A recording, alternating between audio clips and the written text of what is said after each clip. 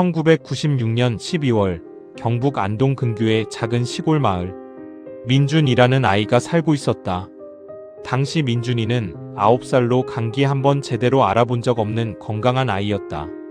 그런데 갑자기 시작된 고열이 모든 것을 바꿔놓았다. 겨울이 유난히 추웠던 그해 처음엔 그냥 감기라고 생각했다. 엄마가 해준 생강차를 마시고 이불 속에 파묻혀 자면 낫겠지 했는데 이틀 만에 체온이 40도를 넘나들기 시작했다. 숨이 가빠오고 가슴이 쿵쾅거렸다. 아빠가 업고 병원으로 달려갔을 땐 이미 폐렴이 심각하게 진행된 상태였다. 의사는 고개를 저으며 천천히 말했다. 죄송하지만 호흡이 거의 멈췄어요. 심정지 직전입니다 라고 말했다. 하늘도 무심하시지. 이런 날벼락이 있을까. 민준이 엄마는 병실 복도에서 무릎을 꿇고 간절하게 울부짖었다. 제발 우리 애만은 살려주세요. 아빠는 벽에 머리를 쿵쿵 박으며 내가 왜 애를 제대로 안 돌봤을까 하고 스스로 자책하기 시작했다. 할머니는 손에 염주를 쥐고 밤새 부처님을 외며 염불을 돌리셨다. 민준이는 그날 밤 완전히 의식을 잃었다.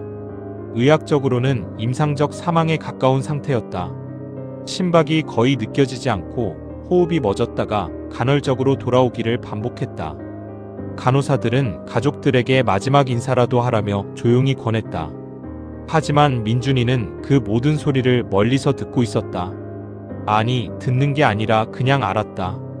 몸은 차갑게 식어 있었지만 의식은 또렷했다.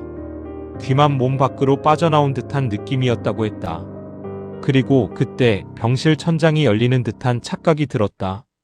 아니, 실제로 천장이 아니라 공간 자체가 갈라지는 느낌. 어둠 속에서 두 개의 검은 형체가 내려왔다고 했다.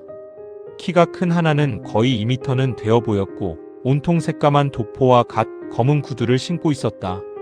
손에는 쇠사슬이 들려 있었는데 그 쇠사슬 끝에 작은 종이 매달려 있어서 아주 미세하게 딸랑딸랑 소리가 났다.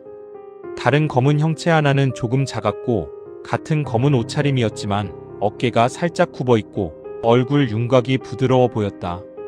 민준이는 그 둘을 보자마자 직감했다. 할머니한테 옛날 이야기를 들으며 잠에 들 때마다 들었던 무시무시한 저승사자랑 똑같이 생겼다고. 키가 큰 저승사자가 먼저 입을 열었다. 목소리는 낮고 쇠를 긁는 듯한 울림이 있었다. 김민준, 김민준, 김민준. 명부에 내 이름이 올라왔다. 따라오너라.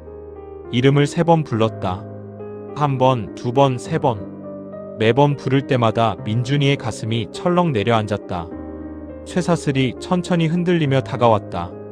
민준이는 몸을 움직일 수 없었다. 그냥 떠있는 상태로 끌려가는 걸 느꼈다. 어둠이 점점 짙어지고 차가운 바람이 온몸을 휘감았다. 그 순간 작은 저승사자가 손을 뻗었다. 기다려라. 목소리는 차분하고 약간 피곤한 듯했다. 아직 어리다. 때가 아니다. 돌려보내자. 큰 저승사자가 고개를 갸웃했다. 명부는 틀리지 않는다. 수명이 다했다. 작은 저승사자가 말했다. 명부도 때론 수정된다.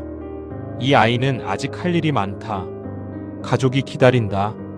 돌려보내라. 둘 사이에 긴 침묵이 흘렀다. 민준이는 그 대화를 들으며 이상하게도 두려움보다는 호기심이 들었다. 나 때문에 싸우는 거야? 내가 살아도 되는 거야? 큰 저승사자가 한숨을 쉬었다. 그 소리가 병실 전체에 메아리 쳤다. 이번만이다. 다음번엔 명부가 바뀌지 않을 테니. 쇠사슬을 거두고 형체가 서서히 위로 올라갔다. 작은 저승사자가 민준이 쪽으로 다가왔다. 얼굴은 잘 보이지 않았지만 눈동자만은 희미하게 빛났다. 빨리 깨어나라. 내 엄마가 울고 있다. 그러더니 손을 민준이 머리에 올렸다. 그 순간 따뜻한 무언가가 온몸으로 퍼졌다. 내 차가웠던 심장이 다시 뛰기 시작하는 걸 나는 느꼈다. 나는 살았구나. 살았구나. 다음날 새벽 5시경 의사가 급하게 달려왔다.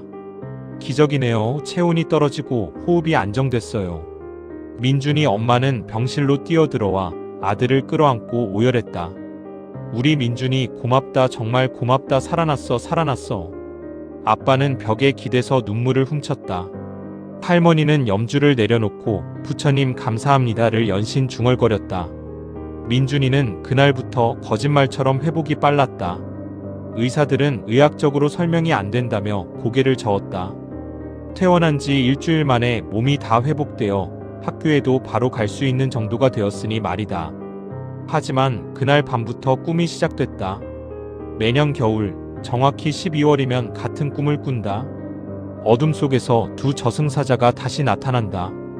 큰 저승사자는 여전히 싸늘한 눈빛으로 민준을 보고 있고 쇠사슬을 들고 서서 차가운 눈으로 내려다보았다고 했다.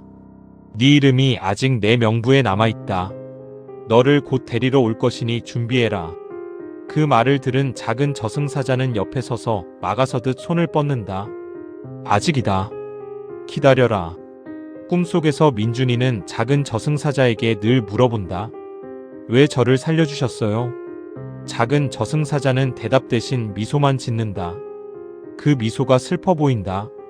민준이는 지금 30대 중반이 됐다. 결혼도 하고 아이도 낳았고 그냥 평범한 일상을 누리고 있다. 하지만 아내에게 이 이야기를 딱 한 번 털어놓은 적이 있다.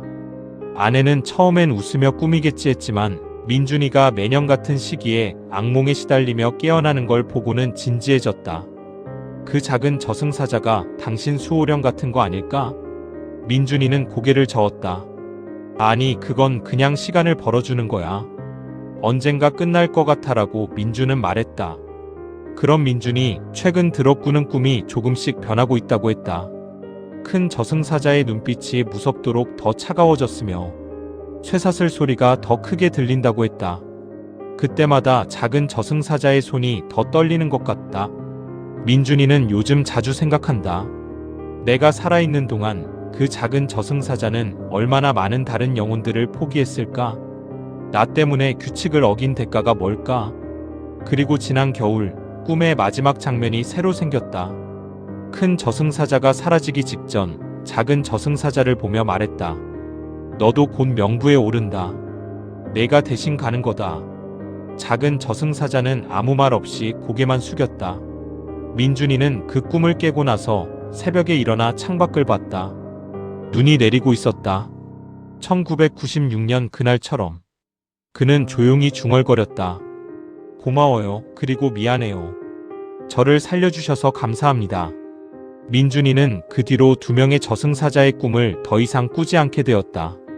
평범한 일상으로 돌아왔지만 매년 12월만 되면 가슴이 서늘해지는 큰 저승사자가 생각이 난다고 한다. 쇠사슬 소리를 크게 울리며 이름을 3번 부르던 그 무서운 순간이 김민준, 김민준, 김민준.